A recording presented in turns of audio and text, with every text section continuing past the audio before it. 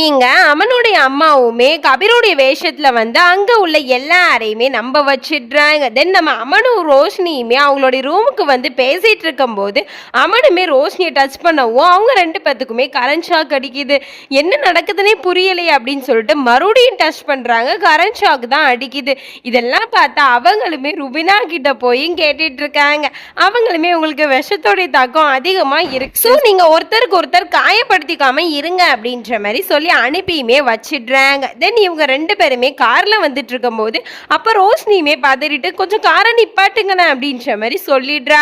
So இவங்க என்னன்னு கீழே இறங்கி போய் பார்த்தா அங்க ஒரு குழந்தை தனியா ரோட்ல கிடக்குது. இவளுமே அந்த குழந்தைய தூக்கி வச்சுக்கிறா. அமனுமே அந்த சைட்ல போய் பார்க்கறா. அங்கேயுமே ஒரு பொண்ணு விழுந்து கிடக்குறா. அவளுமே போய் பார்த்துட்டு ஆலியா எந்திரி அப்படின்ற மாதிரி கத்திட்டு இருக்கேன். இந்த பாட்டோடைய ஃபுல் வீடியோ லிங்க் கீழே கொடுத்துருக்கேன். அதை கிளிக் பண்ணி பாருங்க. அது மட்டும் நம்ம சேனலை சப்ஸ்கிரைப் பண்ணிக்கோங்க. தேங்க்ஸ்.